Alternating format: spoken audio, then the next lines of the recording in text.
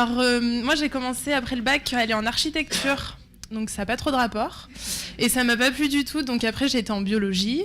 Et pareil, c'était Nicolas Glad qui avait fait une présentation dans un amphi. J'avais pas du tout connaissance de TIS. Et je me suis dit, ok, ça a l'air cool, donc j'y suis allée. Bonjour à tous. Donc moi, avant d'arriver à Polytech, j'ai fait une prépa maths physique et j'ai découvert TIS en passant les concours. Moi, c'est Ambre. Comment j'ai atterri en TIS? J'ai commencé par 2 premières années de médecine. J'ai ensuite fait une licence de biologie. Donc après mon bac, je suis arrivé en PUI-PA, donc à Grenoble, en physique, maths, méca. J'en avais un peu marre au bout des 2 ans de la méca, des maths, tout ça. Donc j'avais toujours été branché informatique, la santé, pourquoi pas. Donc je suis parti en TIS. Donc en 4e année, je suis allée au Luxembourg chez Target pour faire un stage sur un sol innovant qui détecte les chutes des personnes âgées.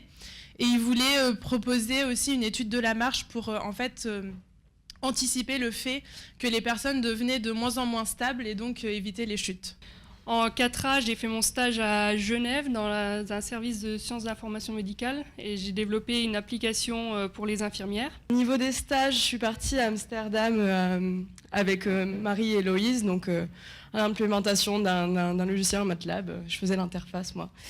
J'ai fait mon stage de 4A à Genève chez Nexel, donc développement d'une application de gestion de relations clients pour Boston Scientific, donc qui est un des plus grands fabricants de dispositifs médicaux.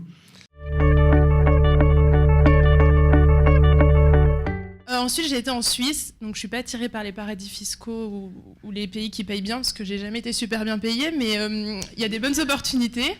Et donc en Suisse, donc à l'hôpital universitaire de Genève, travaillais sur un logiciel qu'ils utilisent pour les urgences pédiatriques. Et j'ai fait aussi un peu d'assistance à la gestion de projet. En 5A, j'ai fait mon stage chez Maincare à Montbonneau, où je faisais de l'assistance fonctionnelle et technique, donc c'est le support client. Après, j'ai fait un stage à Softo Médical, toujours avec Marie. J'aime bien Marie. Et donc là, voilà, j'étais consultante là-bas. Et ensuite, en 5A, donc, j'ai fait chez Soprasteria en tant qu'ingénieur en système d'information. J'ai fait un semestre à l'étranger aussi, le premier semestre de 5e année à Taïwan.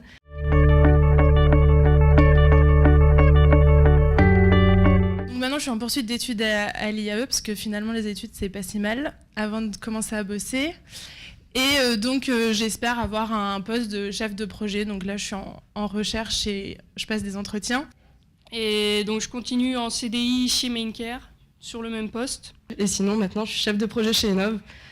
C'est tout neuf, ça fait 2 semaines. Et j'ai donc été embauché à la suite de ce stage à 30 kilo € brut par an.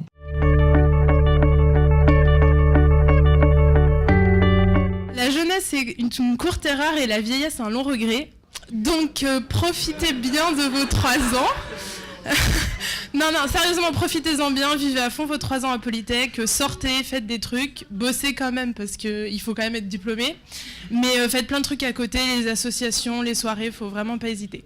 Donc voilà. Et donc si j'avais un message à vous faire passer, c'est de profiter et entraidez-vous, parce qu'on a la chance de venir de parcours très différents, donc profitez-en.